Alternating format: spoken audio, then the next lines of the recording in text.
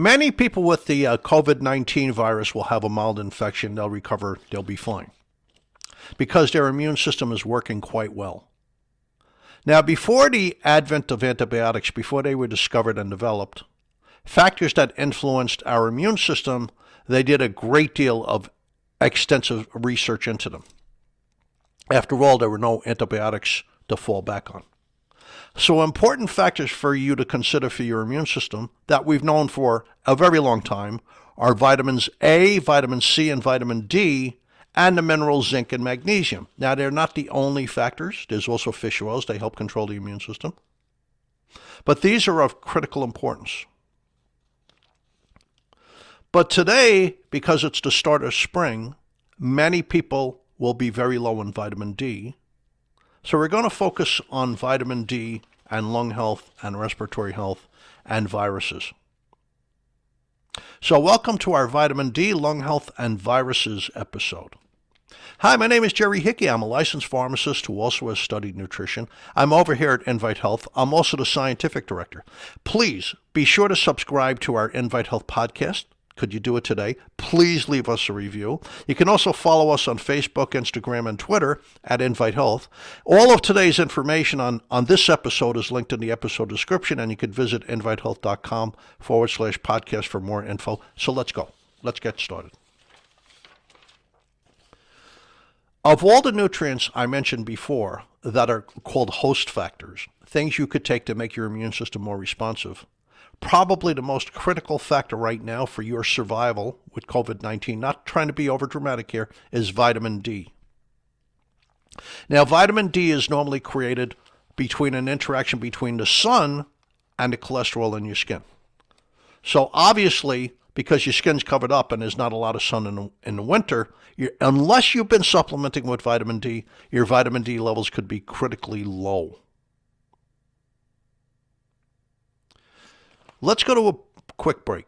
We'll be right back, because when we come back, I want to go into a report I just received today from MedPage Infectious Disease.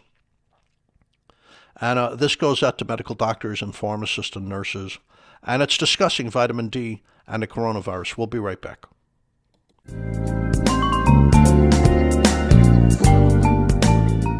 This podcast is brought to you by InviteHealth.com. For over 20 years, Invite Health has provided premium quality supplements and expert advice you can trust. Now, first-time customers can enjoy an exclusive offer. Visit invitehealth.com/podcast or click the link in this episode description. That's invitehealth.com/podcast for your exclusive offer on Invite Health products. Invite Health offers the resources you need to make important decisions about your health. Chat live with degreed healthcare professionals, get product information, and find retail locations near you at invitehealth.com. You can also learn about our new genetic testing program and our exclusive Invite Fitness Wellness program.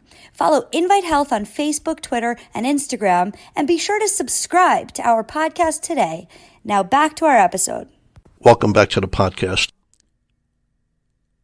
Okay. So I received a report in my email today from MedPage Infectious Disease. It's authored by a doctor, Commander John Chen Howell. He's a medical doctor. He's a public health specialist. He worked as a senior investigator, a senior clinical investigator with the National Institutes of Health for decades. He's very big on raising your vitamin D levels to protect your lungs from this current virus pandemic.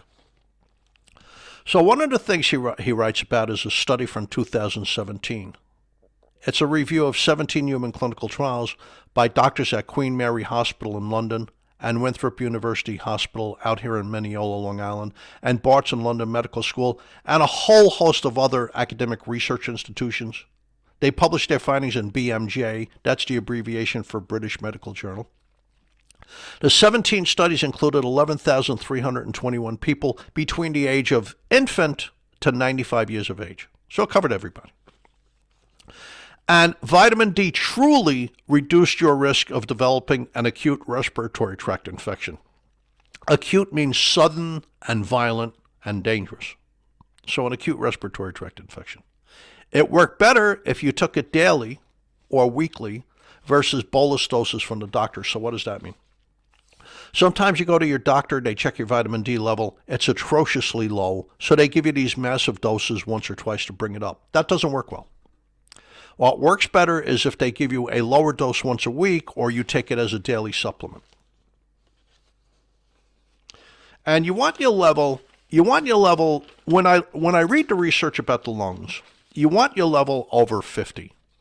The best levels for the lungs to help lower the risk of respiratory tract infections and other risks for your lungs is between 50 and 80, 50 to 75. That's like the sweet spot for vitamin D. That's where you're going to get the most level of protection from vitamin D, no matter what you're using it for.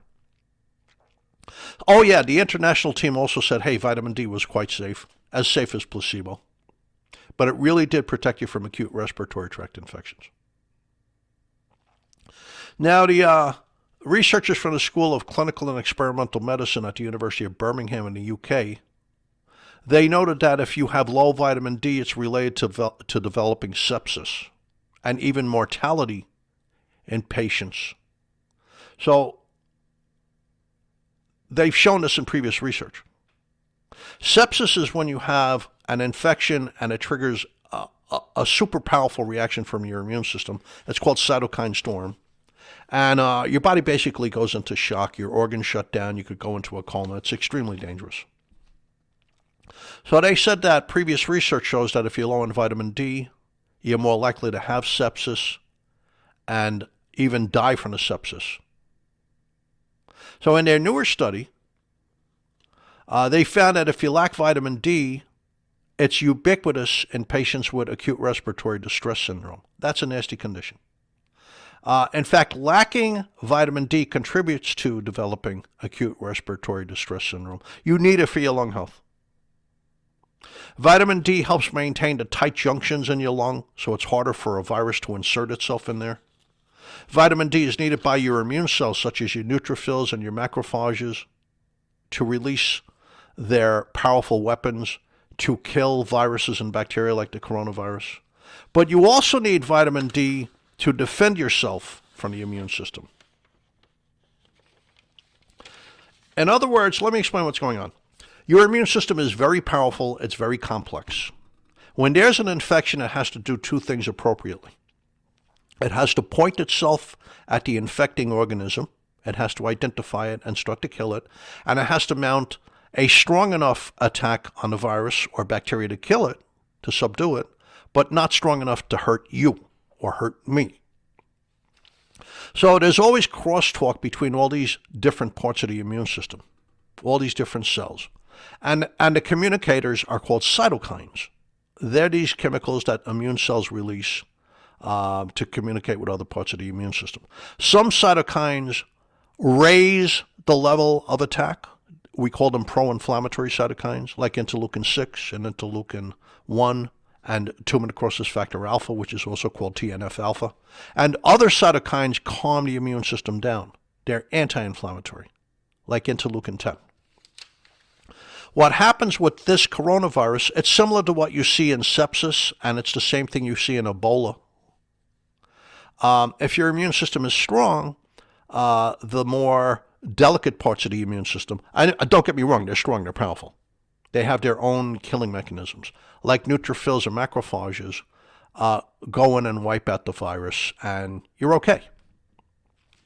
But for people with health conditions, older people who've been fighting cancer, older people with diabetes or heart disease, and young people too, people with lung diseases, people with pre-existing conditions, where their immune system is not working well. If they lack vitamin D, they're in trouble. Because the immune system is not working well, they're not killing the virus when it's in the upper respiratory tract, and it's becoming viral pneumonia. It's getting into the lungs. And it starts to damage, inflame, and kill lung cells. So this triggers a violent reaction, counter-reaction from your immune system. And there's a massive release of these very powerful communicators that trigger inflammation. The interleukin-6, the interleukin-1, the TNF-alpha. If you have enough vitamin D, it helps prevent that backlash from the immune system. In other words, having sufficient vitamin D can help prevent the cytokine storm. It can help guide your immune system to kill the virus. It can help keep your cells of your lungs healthier, and it can help prevent the cytokine storm from your immune system that can destroy your lungs. Because if you damage your lungs with the cytokine storm and pneumonia, if the damage is bad enough, even when you get better from, even if you recover from the viral infection, you can walk around with permanent lung damage. Okay, let's go to another break. I need to take a little sip of my green tea. I'll be right back.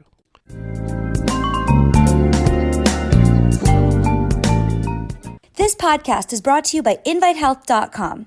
For over 20 years, Invite Health has provided premium quality supplements and expert advice you can trust. Now, first-time customers can enjoy an exclusive offer. Visit invitehealth.com/podcast or click the link in this episode description. That's invitehealth.com/podcast for your exclusive offer on Invite Health products. Invite Health offers the resources you need to make important decisions about your health. Chat live with degreed healthcare professionals, get product information, and find retail locations near you at invitehealth.com. You can also learn about our new genetic testing program and our exclusive Invite Fitness Wellness program. Follow Invite Health on Facebook, Twitter, and Instagram, and be sure to subscribe to our podcast today. Now back to our episode. Okay, welcome back. I just read a paper. It was the results of a field trial.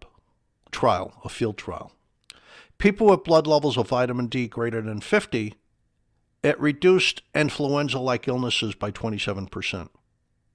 Raising your blood level of vitamin D to over 50 in a number of studies shows it's very good for lung health. So here's some other studies, but first I want to remark about children. We're talking about adults here. Let's talk about children. This is the Journal of Pediatrics. It's Harvard Medical School. If a child has a low blood level of vitamin D, you need to bring it up, that level, because it reduces their risk of an acute respiratory tract infection. So they did a study, the Harvard researchers did a study in Mongolia. I believe it was called the Blue Sky Study. I remember this study. They supplemented them with 300 units of vitamin D every day. They added it to their milk, and it was protecting them from upper respiratory tract infections. It's important. Brigham and Women's Hospital works with Harvard Medical School and Tufts and Massachusetts General Hospital frequently. They did a study on 625 men, all smokers. Those low in vitamin D had worse lung function. Now, this doesn't give you a license to smoke. Smoking is horrible. But it shows, it reinforces the data on vitamin D, that if smokers had higher blood levels of vitamin D, their lungs were stronger, they worked better. It's in the American Journal of Respiratory and Critical Care Medicine. New Zealand researchers at the University of Auckland looked at 14,000 New Zealanders. As vitamin D levels increased, so did the strength of the lungs. The lungs just became younger and stronger and healthier. And in a recent study reporting cancer causes and controls, they looked at 10 prospective studies. For every 10 nanomole per liter increase in the blood level of vitamin D, the risk of lung cancer dropped by 5%. Now, the maximum protection came when your blood level of vitamin D was about 55. Getting it to 60, 70 didn't give you any further protection from lung cancer. That's why I said, if you get your vitamin D levels in your blood up to 50, you're fine. So in other words, if somebody had a vitamin D level of 10 versus somebody with a vitamin D level of 50, there'd be a 20% lower risk of developing lung cancer in a person with a vitamin D level of 50.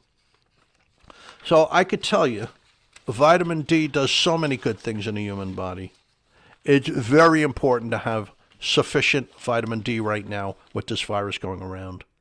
Here's how I would do it. If you haven't been taking vitamin D over the winter, your vitamin D levels are going to be low. There's just no two ways about it. I would recommend taking about 10,000 units a day for 3 days per week, for 3 weeks.